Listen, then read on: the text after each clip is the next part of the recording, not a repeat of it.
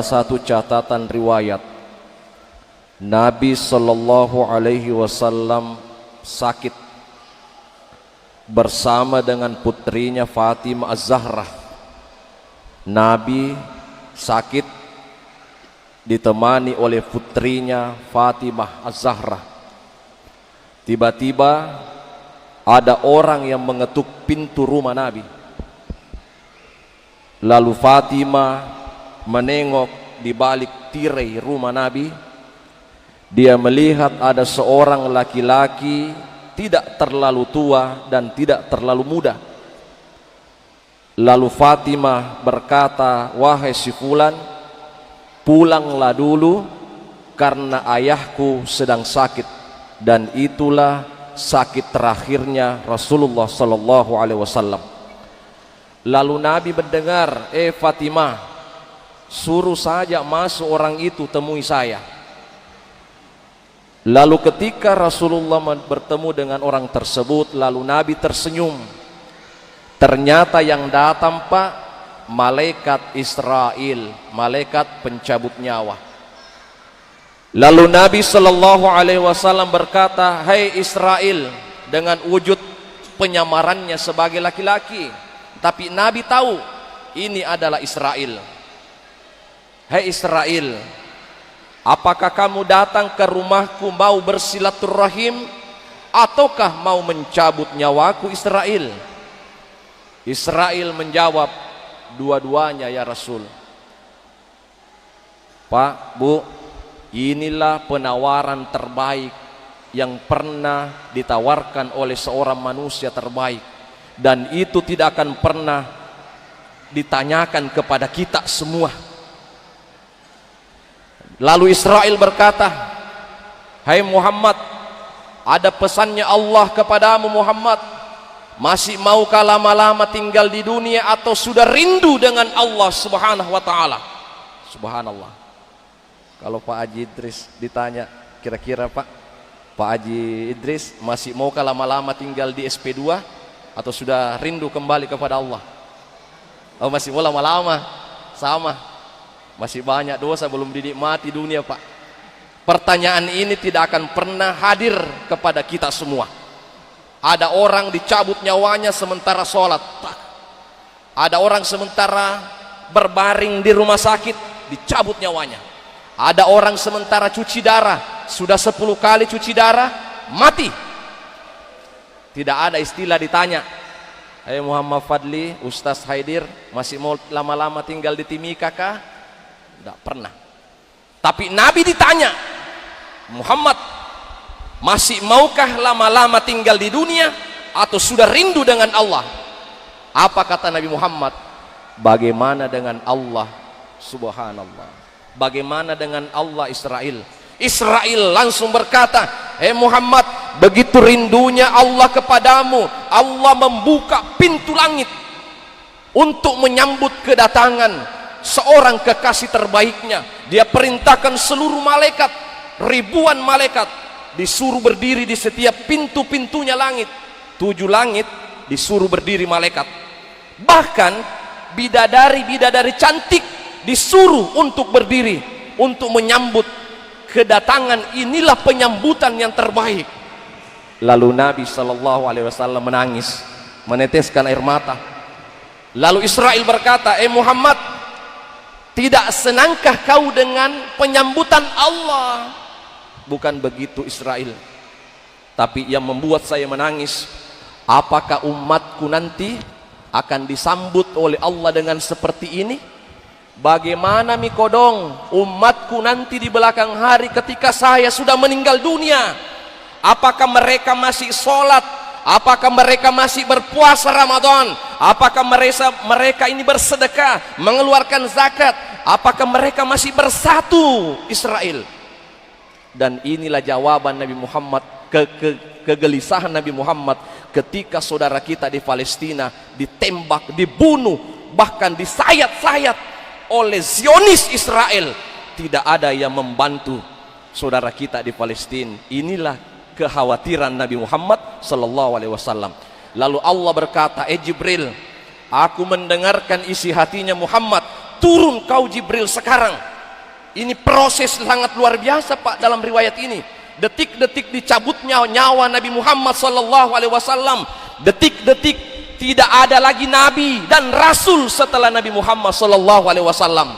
Jibril tanya Muhammad, begitu cintanya dia kepada umatnya, aku turunkan rahmat dan barakah kepada umat Nabi Muhammad sallallahu alaihi wasallam. Sampaikan Jibril bahwa Allah menjamin akan memasukkan ke dalam surga umat Nabi Muhammad lebih dahulu.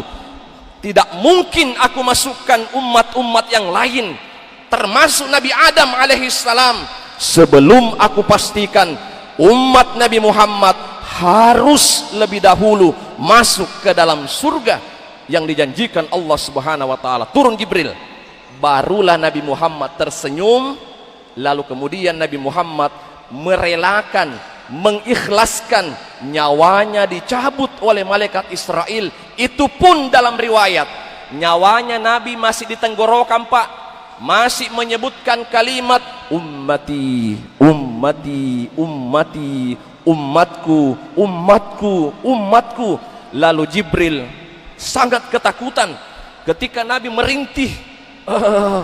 Itu dalam hadis, kesakitan Rasulullah ketika dicabut nyawanya. Tapi penafsiran ulama, Nabi sebenarnya tidak sakit, tetapi Nabi sebenarnya sedih ketika nyawanya dicabut oleh Israel karena memikirkan umat Nabi Muhammad sallallahu alaihi wasallam.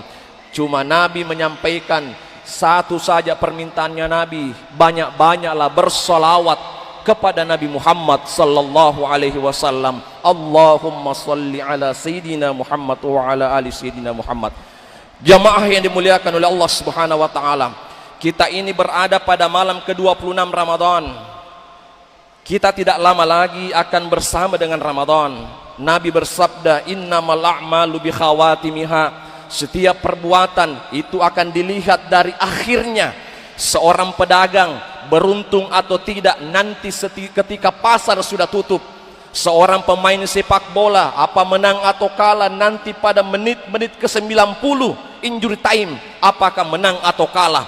Kita ini Pak masih berjuang sampai pada titik terakhir di bulan Ramadan ini.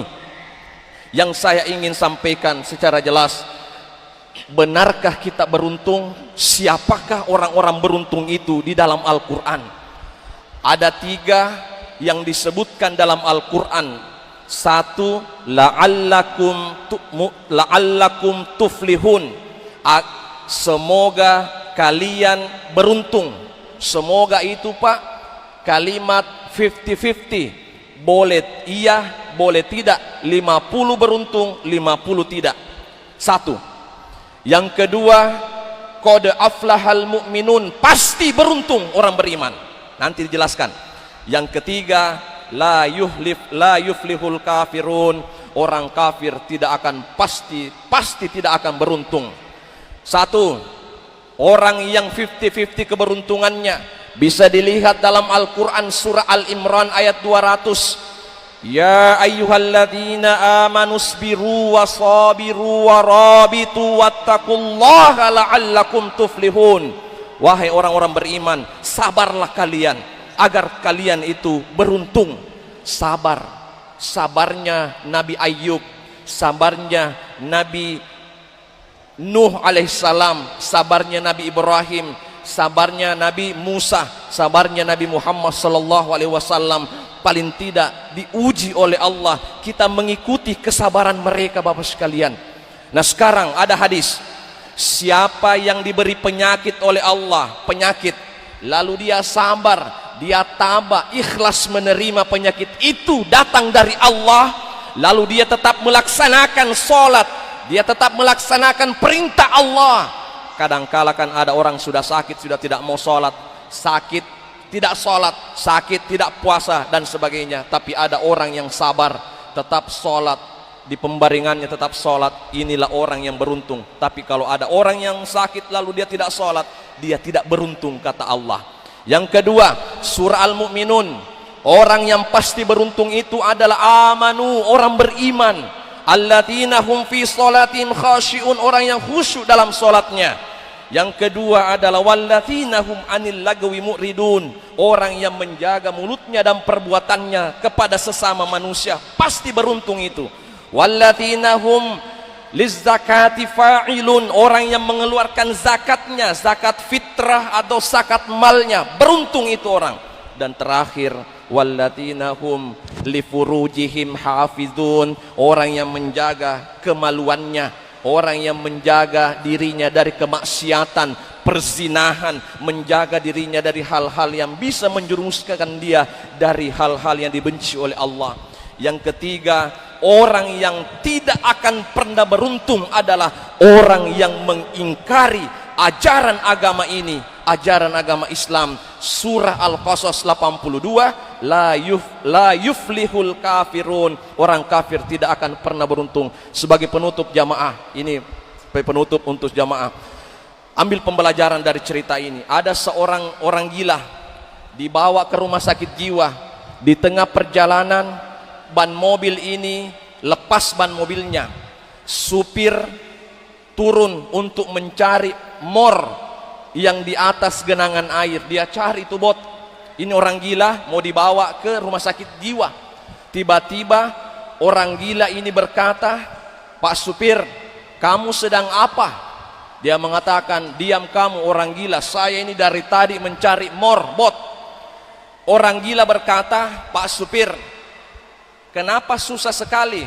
Cabut masing-masing mornya itu ban, kemudian tempelkan ke ban yang lepas mornya. Nanti ada bengkel, kamu beli mor."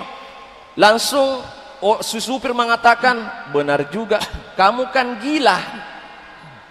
Kamu kan gila." Orang gila berkata, "Memang saya gila, tapi tidak bodoh seperti kamu." Jadi Pak, saya tidak mengatakan lebih baik gila daripada bodoh. Tapi pembelajaran yang saya mau ambil, siapapun di dunia ini bisa menjadi inspirasi dan motivasi dalam hidup kita. Kadangkala kebijaksanaan lahir dari lisan, mulut orang-orang yang terpinggirkan, orang-orang yang terkucilkan, orang-orang yang dipandang enteng. Kadangkala mulutnya itu melahirkan inspirasi hidup dalam diri kita. Sekian, assalamualaikum warahmatullahi wabarakatuh.